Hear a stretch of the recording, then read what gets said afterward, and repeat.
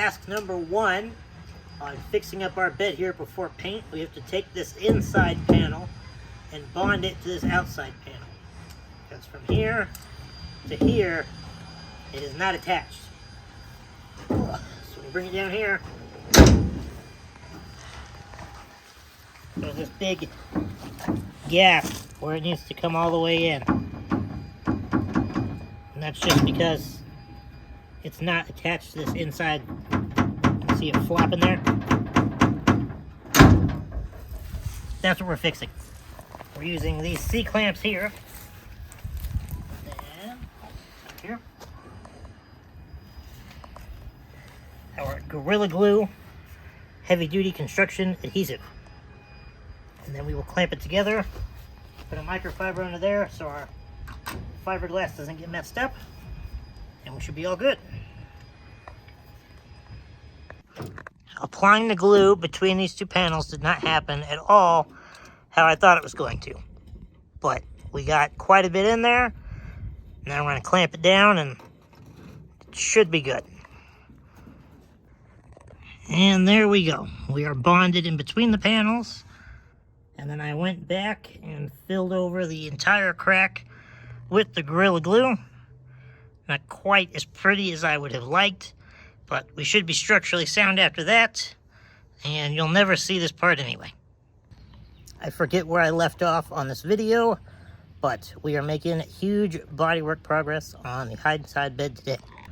Now, I think the part that this YouTube video missed was when we took this metal plate back here and then bolted the crack together here and made it nice and secure.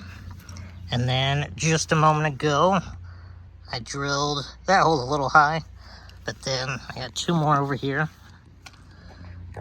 Relief holes along a crack and where it ends there at the end. So now I just need to sand it down, and then we are gonna body fill it and make it look all nice and pretty.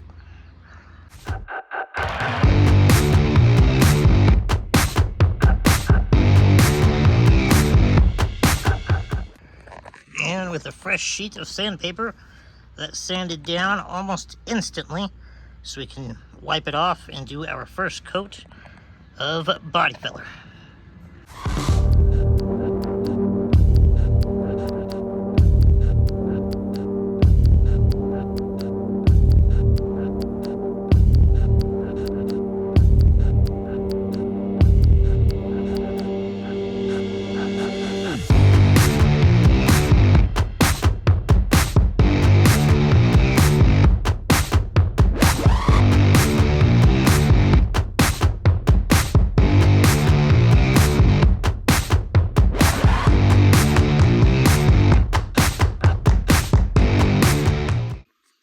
Not quite the prettiest pre-sanding Bondo job I've ever done, but it'll work.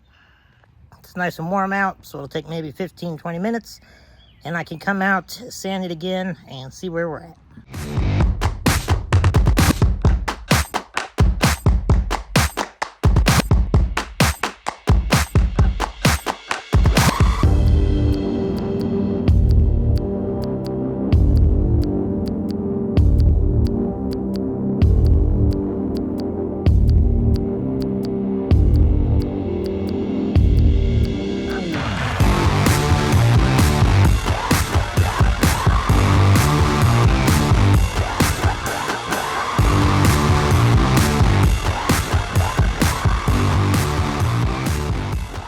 Here on the outside, where our 2 holes were there, we are looking real good and smooth. Can't feel the holes or the crack.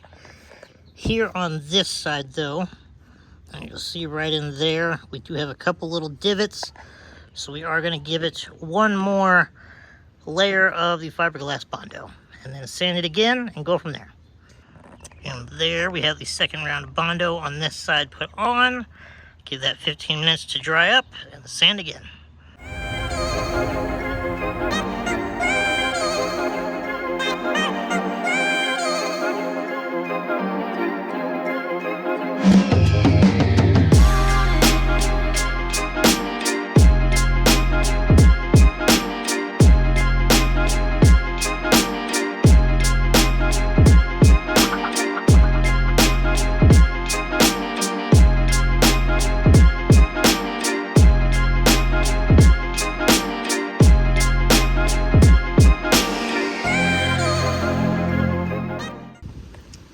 that right there is gonna be good enough for me. The outside here is perfectly smooth, can't feel anything, along with the backside all here. And then those screws, you won't even see those once it's all mounted up. So I attempted to start making an up and down video for Instagram and TikTok and all those platforms. And just so I could test out fiberglassing again. And make sure I got it all figured out. And the first round of fiberglass I put down cured right up just like it should. Great base structure. And then the second round I put on, it, oh boy. It didn't cure up very fast like it should have at all. So then when I walked away from it last night, it was still wet. And I was kind of worried. I was like, oh boy, I hope it cures up. But now I walked out this morning. I haven't touched the fiberglass yet. But as you can see, it did some sort of curing in that cup because that was standing upright. So I'll go over here. Let's see, is our brush? Oh, bad sign. Not good. I'm going to touch this, and it's still wet. That is not good. Like, it's got some structure, but it's still wet. And now all of this is on here. So now what do I do? I'm confused. That's wet. Go down here. Is this end wet? The whole thing is wet. I mean, it's not super wet, but it's like, what do I do about it wet?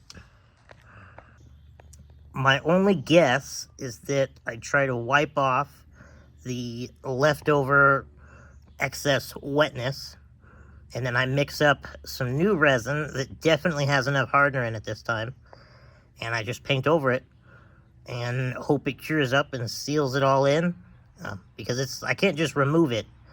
It is cured enough that it's not just going to remove, but like it can't just stay how it is either because it's still wet.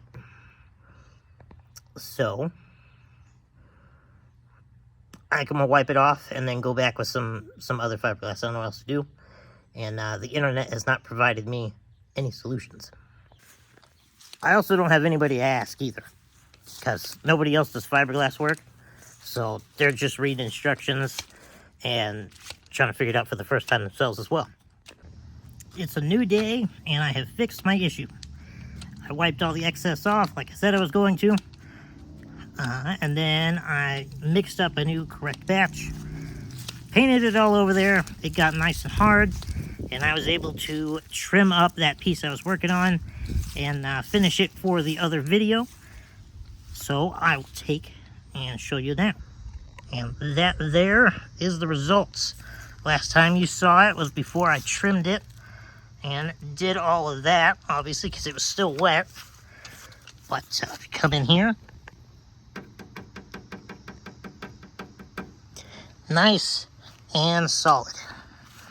Now, I do still have to make it a little bit prettier before we actually paint, but structurally speaking, we are all good. And that there is what an original, undamaged side looks like.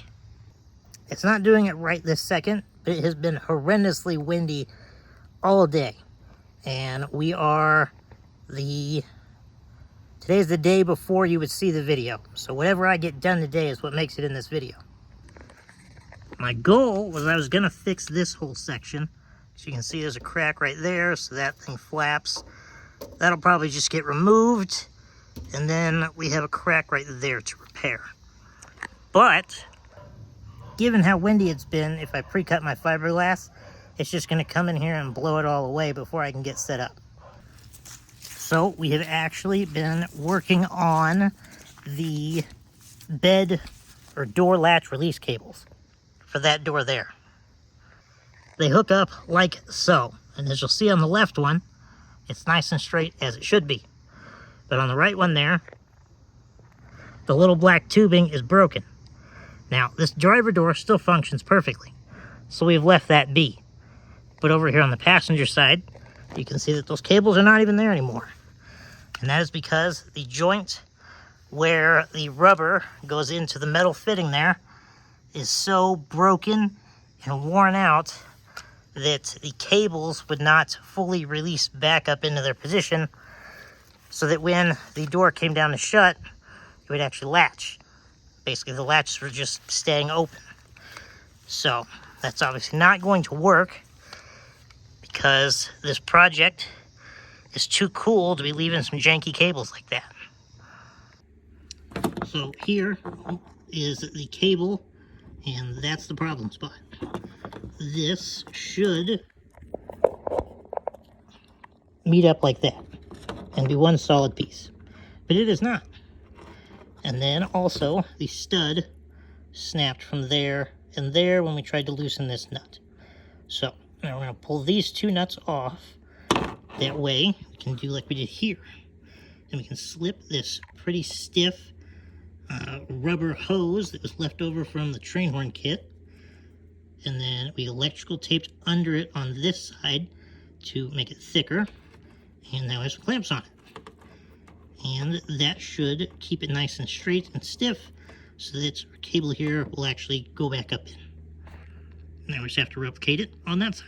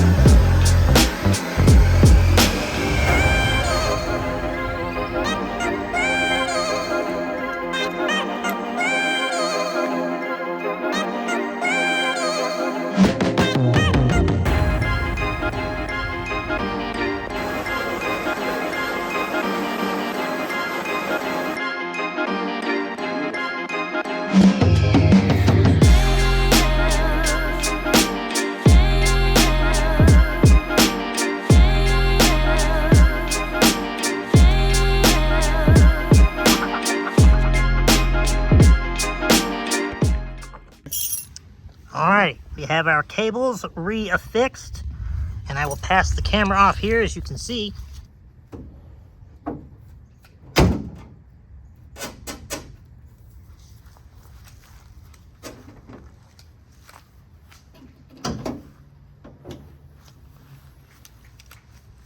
Before, you had to come over here and physically take these cables and push them back up with your fingers so the latches would open again.